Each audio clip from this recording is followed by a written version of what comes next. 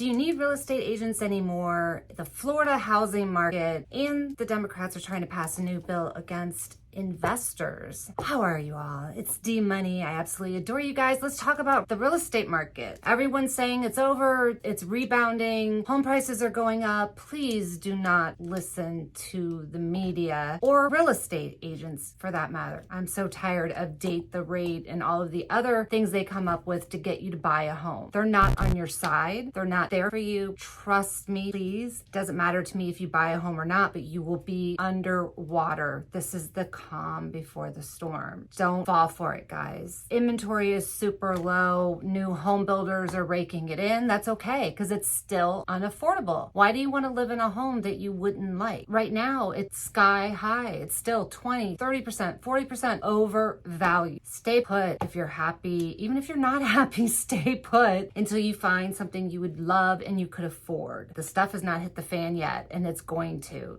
Jerome Powell is going to make sure this market crashes. It's a self-correction. We are literally driving into a brick wall and we're all just waiting for it. Isn't that fun? Are you guys having fun yet?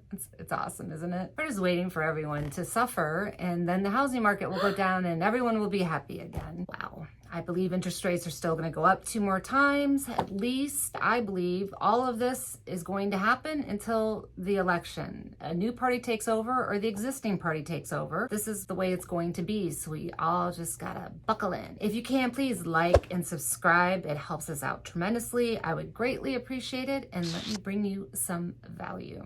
Should there be real estate agents? They have a new study out, and I did not realize how many real estate agents there are. There's 1.5 million real estate agents, and they're all chasing 5 to 6 million home sales a year. What they found in this study is more agents does not equal more sales. It's kind of sad, actually. And they also did a study of agents that sold 5 or fewer homes. The 3 markets that they studied, they made up for 25 to 30% of all sales in that market. Wow. You have senior people, everyone's chasing the same deals, and you have a newbie come in. But really, if they're selling 5 or fewer homes, isn't that like family and friends? Shouldn't they know that many people at this point? I mean, if you can't sell less than 5 homes a year, should you be a realtor? I digress. The average realtor makes $38,000 a year and works 30 hours. There definitely needs to have, I'm not a realtor, so I have no dog in this fight. I have no dog in this fight. I'm going to stay out of it. I think you guys should all talk because it doesn't sound like that should work that way, but it does. I've had a great week.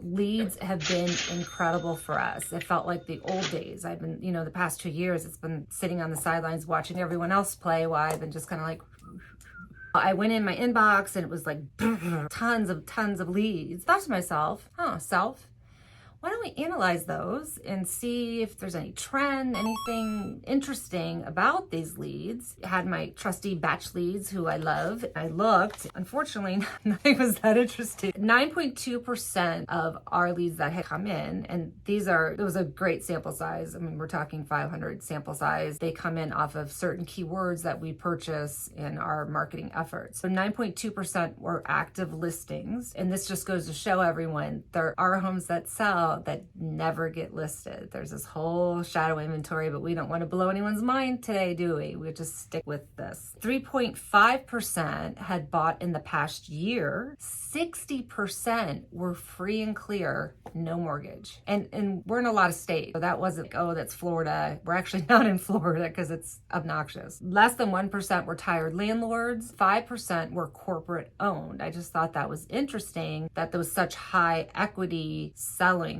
and 60% were free and clear. That was kind of wild. The Democrats are trying to pass a bill to help homeowners get in the game of homeownership. I guess they feel like it's never going to come down based on this move. They do not want to give depreciation or interest as a write-off if you own 50 homes. Now, I don't know, and I want to learn more about that, if it was 50 homes a year, 50 homes period, because I think that's too low if it's 50 homes period to not get depreciation or interest expense. So we have to look at that one. If you've been waiting for Florida to fall like the rest of the world, I think you finally got what you asked for. Farmers insurance is pulling out of Florida, and it affects 30% of Floridians. That is huge. They're pulling out in certain parts in California, but they are pulling out completely in Florida and saying bye-bye. That will affect 30% of Floridians with farmers pulling out. That is huge. Insurance is getting hard in Florida, almost impossible. They're going to have to set up something special, the governor will, to even for people to get insured in Florida. I don't blame the insurance companies, really. We keep getting flooded in tornadoes and hurricanes, and that hasn't been very friendly to insurance companies. I pulled Florida to look at, see if there's any trends, anything going on. I've seen a couple of different channels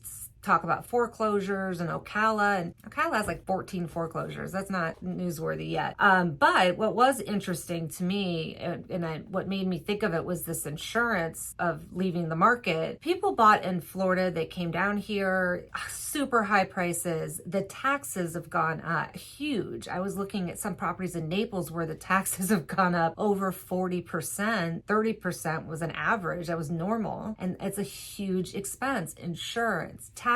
So I looked at the listings that are on the market right now, and you pretty much tells you the story. Ocala, 42% of their listings have owned their home 2 years or less. 40%. Orlando, Florida, 35% of their active listings, again, 2 years or less. Jacksonville, Florida, 40% of the listings are owned 2 years or below. Miami, 31%, and Miami's listings are getting up there. They're in over 9,000 active listings in Miami. In Naples, 46.6% of the homes that are active have owned them less than 2 years. People came down. That just shows you that's unaffordability with the taxes going up, probably HOAs, insurance. You can't afford it. It's not affordable. So that's why I say to everyone, please stay put. Do not have FOMO. You're not missing out on anything. And if the National Board of Realtors came out with a study showing that over 60% had regret and it was affecting their marriages because of buying during COVID, don't do it unless you don't like your wife or husband. Then that's a different story. This is D Money. I absolutely adore you guys. I just wanted to give you a little update. Not much is going on out there. I adore you guys. Peace out.